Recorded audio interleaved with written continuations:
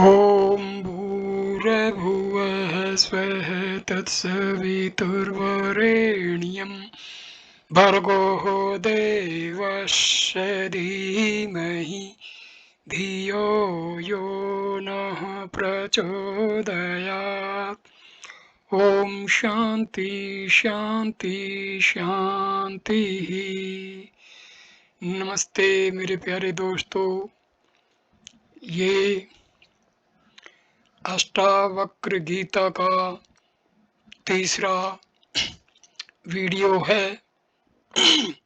इसको हम शुरू करते हैं तीसरे प्रकरण अर्थात तीसरे अध्याय से। तीसरे प्रकरण का पहला श्लोक,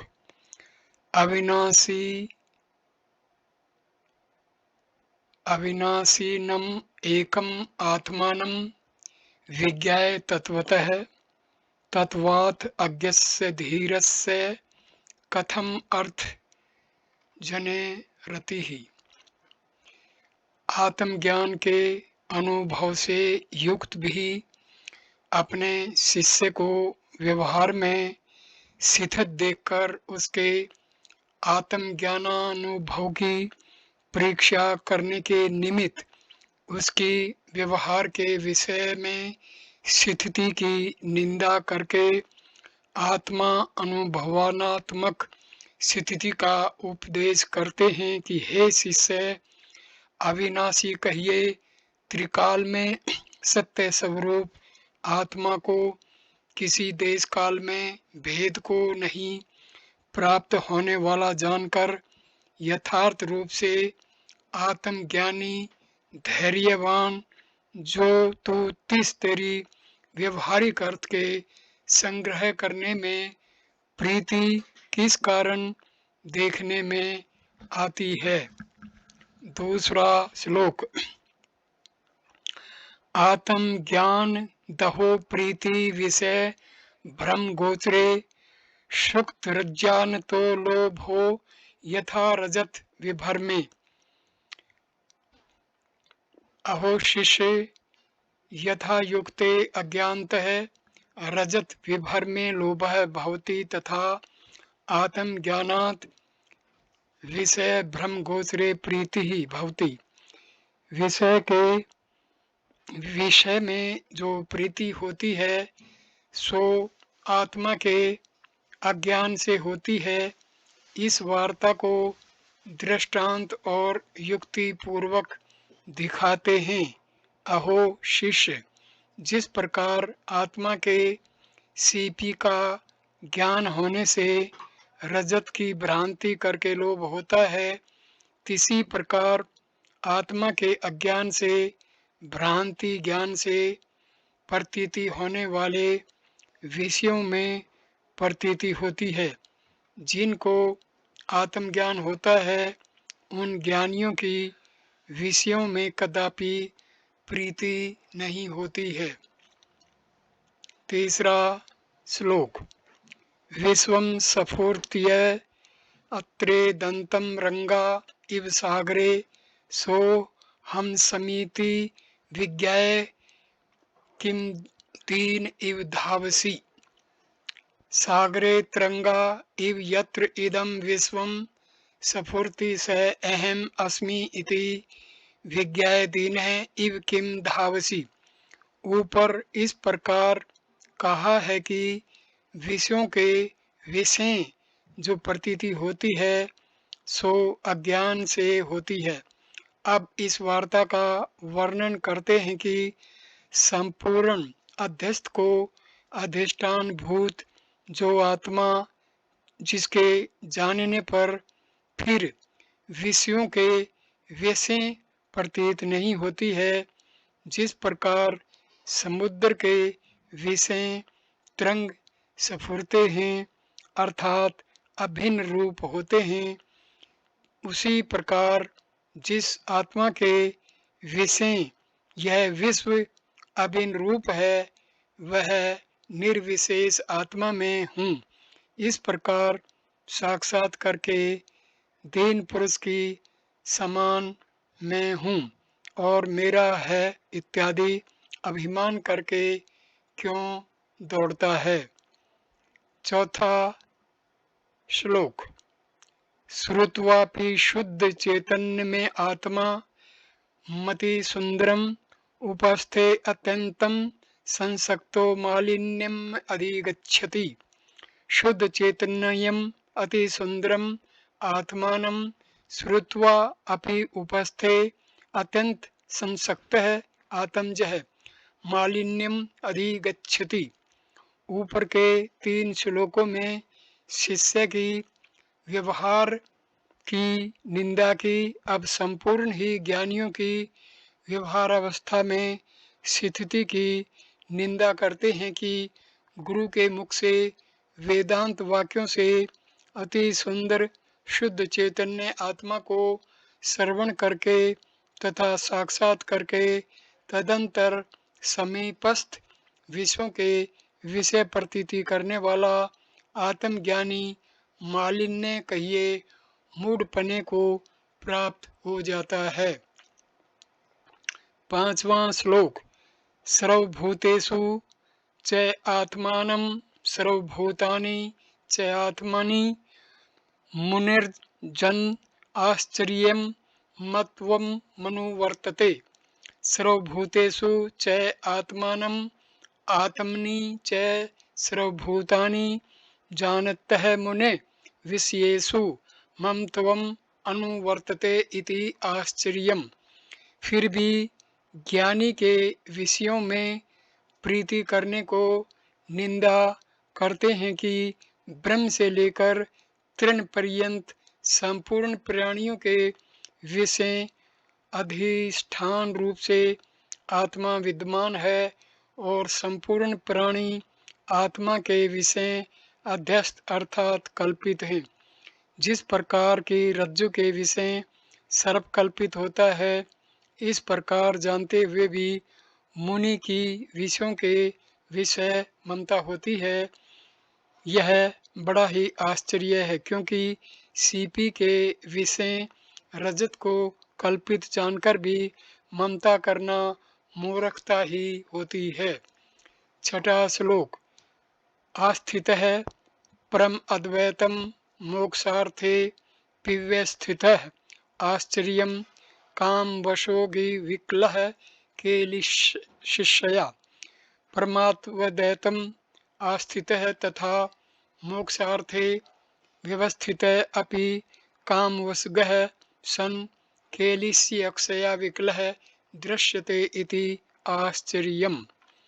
आत्मज्ञानी की विषयों के विषय प्रीति करने की निंदा करते हुए कहते हैं कि परम अद्वैत अर्थात सजातीय सबगत भेद शून्य जो ब्रह्म, तिसका आश्चर्य और मोक्ष रूपी सच्चिदानंद स्वरूप के विषय में निवास करने वाला पुरुष कामवश होकर नाना प्रकार की क्रीड़ा करके अभ्यास से अर्थात नाना प्रकार के विषयों में लवलीन होकर विकल देखने में आता है।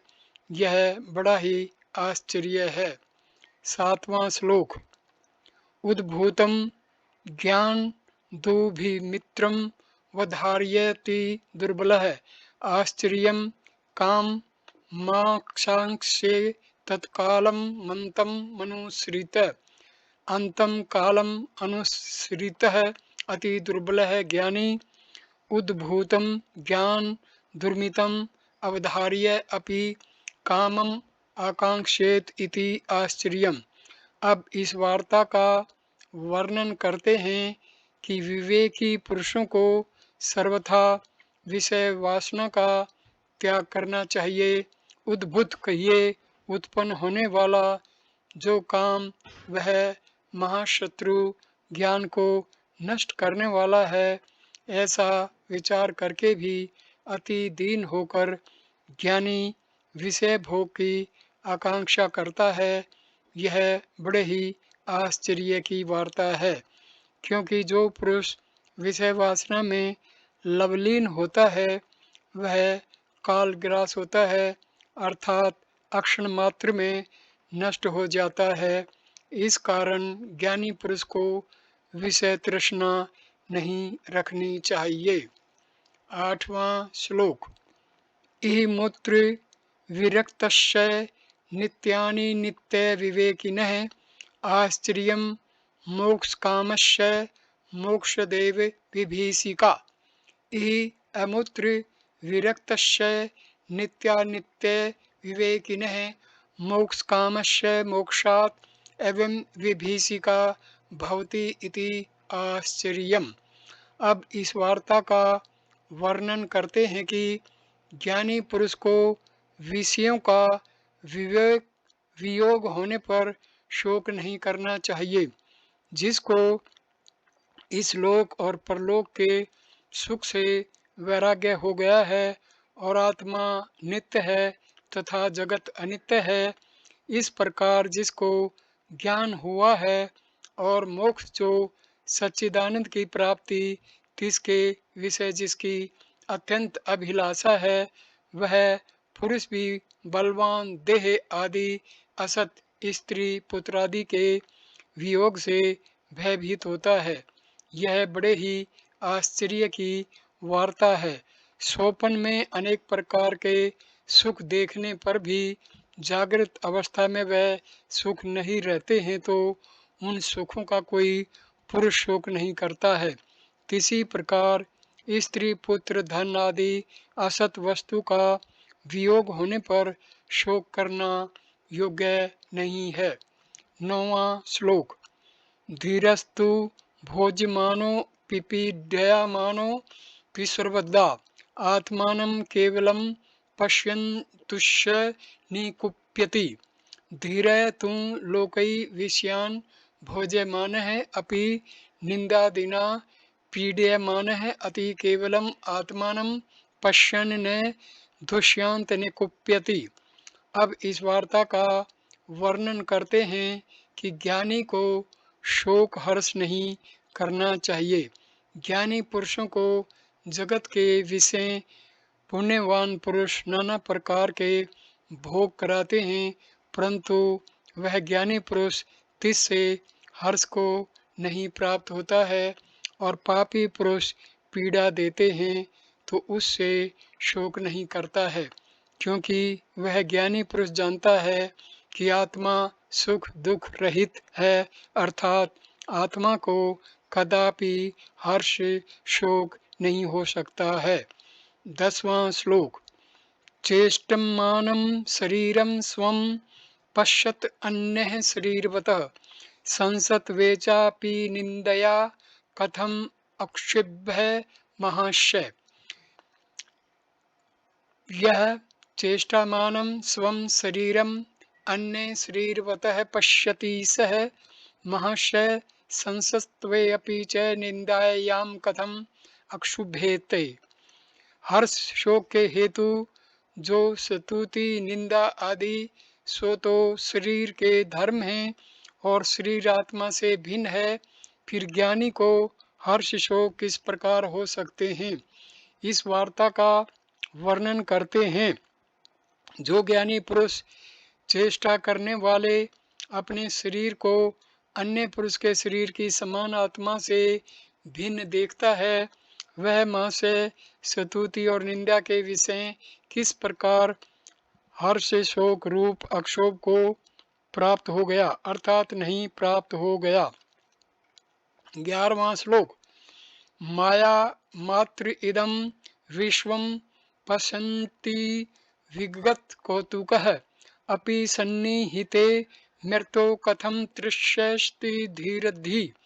इदं विश्वं माया मात्रम् इति पश्यन् विगत कौतुकः धीरधि मृत्यु सन्निहिते अपि कथं तृष्यति।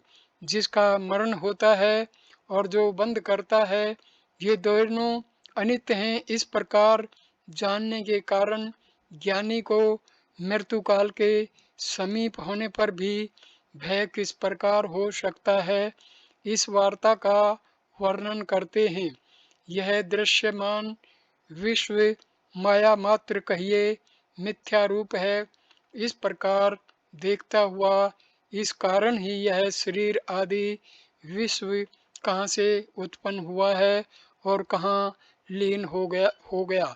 इस प्रकार विचार नहीं करने वाला ज्ञानी पुरुष मृत्यु के समीप आने पर भी भयभीत नहीं होता है। 12वां श्लोक। निस्पृहं मानं संशय राशयेऽपि महात्मनः तस्या आत्मज्ञानतृप्तस्यु तुलना केन जायते। नैराश्ये अपि यस्य मानसं निस्पृहं भवति तस्य आत्मज्ञानतृप्तस्य महात्मने केन समं तुलना जायते। अज्ञानी का सर्व की अपेक्षा उत्कृष्टपना दिखाते हैं कि मैं ब्रह्म रूप हूँ। इस प्रकार ज्ञान होने पर जिसके संपूर्ण मनोरथ पूर्ण हो गए हैं, ऐसा जो महात्मा ज्ञानी पुरुष जिसका मन मोक्ष के विषय भी निराश होता है, अर्थात वह मोक्ष की भी अभिलाषा नहीं करता है, ऐसे ज्ञानी की किससे तुलना की जाए, अर्थात ज्ञानी के तुल्य कोई भी नहीं होता है। 13वां श्लोक। स्वभाव आदेव जानाति दृश्यम तन्नः किश्चन इंदम ग्राह्य इदम दान्ते जस्य संकी पश्यत धीरधि। स्वभावत एवं इदम दृश्यम किश्चन न इति जानाति स धीरधि इदम ग्राह्यम इदम त्याज्यम इति किम पश्यति। ज्ञानी पुरुष को यह ग्रहण करने योग्य है, यह त्यागने योग्य है, इस प्रकार व्यवहार नहीं करना चाहिए। इस वार्ता का वर्णन करते हैं। स्वभाव से ही अर्थात अपनी सत्ता से ही जिस प्रकार सीपी के विषय रजत कल्पना मात्र होती है, तिसी प्रकार यह दृश्यमान द्वैत प्रपंच मिथ्या रूप है, जगत कल्पित है, अर्थात सत्य है न असत्य। इस प्रकार जानने वाले ज्ञानी की बुद्धि धैर्य संपन्न हो जाती है तो भी वह ज्ञानी यह वस्तु ग्रहण करने योग्य है, यह वस्तु त्यागने योग्य है, इस प्रकार का व्यवहार क्यों करता है, यह बड़े ही आश्चर्य की वार्ता है। अर्थात ज्ञानी पुरुष को कदापि यह वस्तु त्यागने योग्य है, यह वस्तु ग्रहण करने योग्य है, इस प्रकार व्यवहार नहीं करना चाहिए। 14वां श्लोक। अंतस्य त्यक्त कषायस्य निर्द्वन्द्वस्य निराशिषः यच्छत्रुयागतो भोगो न दुःखाय न तुष्टये। अंतशतक कषायस्य निर्द्वन्द्वस्य निराशिष्य यदृच्छया आगतः भोग दुःखाय न भवति तुष्टे च न भवति। उपरोक्त विषय में हेतु कहते हैं कि अंतःकरण के राग द्वेष आदि कषायों को त्यागने वाले और शीत उष्ण आदि द्वंद्वरज तथा विषय मात्र की इच्छा से रहित जो ज्ञानी पुरुष जिसको देवगति से प्राप्त हुआ भोग न दुखदायक होता है न प्रसन्न करने वाला होता है। इति श्रीमद् अष्टावक्र विरचितायां ब्रह्म विद्यायां सान्वय भाषा टीकया सहित मोक्ष द्वारे उपदेशकम नाम तृतीय प्रकरणम समाप्त। यहाँ पर तीसरा अध्याय समाप्त होता है और अब चौथा वीडियो हम चौथे प्रकरण से शुरू करेंगे। अब इस वीडियो को हम यहीं विराम देते हैं। वीडियो देखने के लिए धन्यवाद मेरे दोस्तों, नमस्कार।